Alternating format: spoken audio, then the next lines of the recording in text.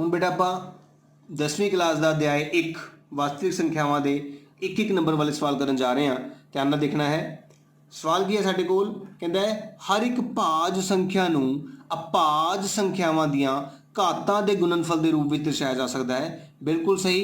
असी factor theorem की सी कि किसी भी भाज संख्या नूं अभाज संख्यावां दे गुणनफल के रूप में दर्शाया जा सकता है। इसका मतलब सही है। Every composite number can be expressed as product of powers of prime. बिल्कुल ट्रू बेटा, ध्यान रखना है, ये बिल्कुल सही है। वर्गमूल 5 एक परिमेय संख्या है। वर्गमूल 5 एक अपरिमेय संख्या है। बिल्कुल सही।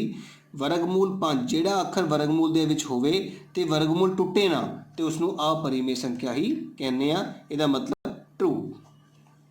अगला देखो, 1/वर्गमूल 2 एक परिमेय संख्या है।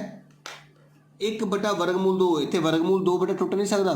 इसका मतलब ये अपरिमेय है, परिमेय नहीं है। गलत। तो ये सवाल तुहाडा गलत होएगा। 1/वर्गमूल 2, 1/√2 इज अब रैशनल, नो ये तो इरैशनल होंदा है। अगला देखो बेटा, कहता है संख्यावां 64 ਅਤੇ 96 ਦਾ ਮਾਸਾਵਾ। ਮਾਸਾਵਾ ਤਾਂ ਤੁਹਾਨੂੰ याद ही है किस तरीके ਨਾਲ ਆਪਾਂ ਕਰਦੇ ਸੀਗੇ। ਅਸੀਂ ਸਭ ਤੋਂ ਪਹਿਲਾਂ 64 ਦੇ ਗੁਣਨਖੰਡ ਬਣਾਵਾਂਗੇ ਤੇ 96 ਦੇ ਵੀ ਗੁਣਨਖੰਡ ਬਣਾਵਾਂਗੇ। ਅਖੀਰ 'ਚ 4 है, 2 ਦੀ ਭਾਜਯੋਗਤਾ ਪੂਰੀ ਹੁੰਦੀ ਹੈ ਤੇ 64 ਦਾ ਅੱਧਾ ਹੁੰਦਾ ਹੈ 32। फिर 2 ਨਾਲ 32 ਦਾ ਅੱਧਾ 16, फिर 2 ਨਾਲ 16 ਦਾ ਅੱਧਾ 8, फिर 2 ਨਾਲ 4, 2 ਨਾਲ 2 ਤੇ 2 ਨਾਲ 1। ਤੇ ਇਦਾਂ ਹੀ 96 ਦਾ 2 ਦਾ ਕੀਤਾ ਤਾਂ कितना आया तुहाडे कोल 48, अद्धा किता है। फिर 2 नाल 24, फिर 2 नाल 12, फिर 2 नाल 6, 2 नाल 3 ते 3 नाल 1। तो इस तरह असी 64 के जोड़े फार्मूले बनाए हैं, फैक्टर बनाए हैं 2 गुणा 2 गुणा 2 गुणा 2 गुणा 2 गुणा 2। तो 96 के असी बनाए हैं 2 गुणा 2 गुणा 2, 1 2 3 4 5 बारी 4 ਤੇ 5। फिर 3 असी 2 ਦੇ थले नहीं लिखे, बाहर लिखांगे। तो ये साडा जोड़ा बन गया है, ये भी जोड़ा बन गया है, ये भी जोड़ा बन गया है, ये भी जोड़ा बन गया, तो ये भी जोड़ा बन गया। तो मासावा का मतलब होंदा है जोड़ियां दी गुणा। 5 वारी जोड़े बने, इसका मतलब 2 दूनी 4 दूनी 8 दूनी 16 दूनी 32। 32 साडा आंसर होएगा, जो कि साडा एक ऑप्शन है। तो सवाल नूं हल करके भी देखा जा सकता है। लगी समझ? दूजा तरीका भी इस सवाल का है, तुसी 32 का पाड़ा लिखना शुरू करो। जे 32 के पाड़े तो दोने आते हैं तो 32 तुहाडा आंसर होएगा। 8 के पाड़े तो भी दोने आते होणगे, 16 ते भी आते होणगे। सब तो वड्डा अखर HCF का मतलब होंदा हाईएस्ट कॉमन फैक्टर। तो इन्हां चारां दे विचों जिहड़ा वड्डे तो वड्डा अखर है, जिस दे अखर ते दोने जाते हैं पाड़े ते, उही साडा आंसर होएगा। इस तरीके नाल भी कर सकते हो तो शॉर्टकट मैथड नाल भी कर सकते हो।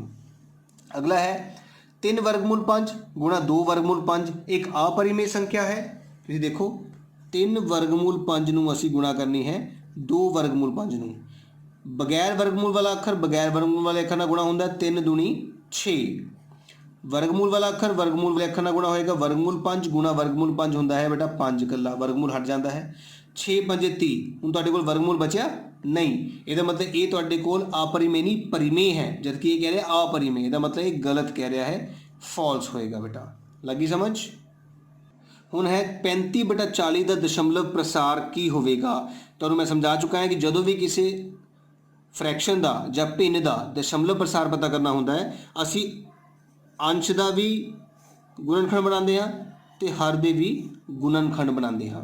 तो 40/2 के पढ़ते जाता है 20 ते, फिर 20 2 के पढ़ते 10 ते, 10 2 के पढ़ते 5 ते, 5 5 के पढ़ते ही जाता है। 35 5 के पढ़ते जाता है 7 ते, 7 एकम 7। इस तरह असी 35/40 नूं लिखिया है बेटा। 35 दे है 5 गुणा 7 तो 40 दे 2 गुणा 2 गुणा 2 गुणा 5। हुण 5 नाल 5 कट्टिया गया, साडे कोल बच गया 7/2 गुणा 2 गुणा 2। जेकर तुहाडे कोल हर विच सिर्फ 2 या 5 बचदा है तो इहदा दशमलव प्रसार जिहड़ा है शांत होंदा है। जेकर 2 के इलावा या 5 तो इलावा कुछ होर आ जाता है तो अशांत होता है। तो हुण की लिखांगे? शांत होवेगा। प्रसार की होवेगा इसका? शांत। इंग्लिश में की कहांगे असीं उहनूं? टर्मीनेटिंग। समझ लग गई है? जेकर तुहाडे कोल हर विच सिर्फ 2 या 5 बचे तो शांत, जे 2 या 5 तो इलावा कुछ होर बच जाए तो अशांत। अगला देखो बेटा ਪਾਈ 1 ਸਾਰਿਆਂ ਨੂੰ ਪਤਾ ਹੈ ਪਾਈ 1 ਕਿਹੜੀ ਸੰਖਿਆ ਹੁੰਦੀ ਹੈ अपरिमेय संख्या होती है। पाई हमेशा की होती है एक अपरिमेय संख्या। तो इंग्लिश में की लिखांगे इररेशनल। अगला देखो 17/8 का दशमलव प्रसार सेम वही सवाल। 17 के गुणनखंड बनते नहीं है तो 8 के बनते हैं। 8 होंगे 2 गुणा 2 गुणा 2। तो मैं तुहानूं समझा चुका है कि जे हर विच सिर्फ 2 या 5 आवे तो शांत अदरवाइज अशांत। तो इसका दशमलव प्रसार की होगा शांत होगा। इंग्लिश में की लिखांगे टर्मिनेटिंग।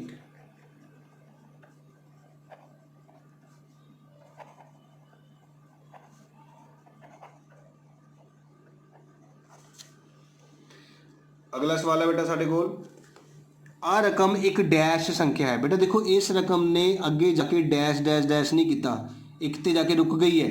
जेकर अगे डैश डैश होंदा तो अपरिमेय होंदी, जे डैश डैश नहीं है तो की होएगी परिमेय संख्या होएगी। बिल्कुल ठीक, ये ध्यान रखना है कि परिमेय संख्या वो संख्या है जिहदी भाग खत्म हो जाती है, इहदी भाग खत्म हो गई है, इस करके इसनूं असीं की बोलांगे रैशनल। अगला देखो बेटा बार बार वाले हमेशा ही की होंदे ने परिमेय। बार वाली संख्यावां नूं हमेशा की बोलते हैं असीं परिमेय संख्या ही बोलते हैं, रैशनल। क्लियर। अगला सवाल है परिमेय संख्यावां दा दशमलव प्रसार डैश जां डैश हुंदा है, शांत जां अशांत हुंदा है। इंग्लिश में की लिखोगे टर्मिनेटिंग और नॉन टर्मिनेटिंग। हुण बेटा अगला सवाल है साडे कोल दसो कि परिमेय संख्यावां दे दशमलव प्रसार शांत हैं जां अशांत। फिर वही सवाल आ गया साडे कोल, सानू इस भिन्न दे उपर वाले अंश दे भी गुणनखंड बनाने होणगे ते हर दे भी गुणनखंड बनाने होणगे।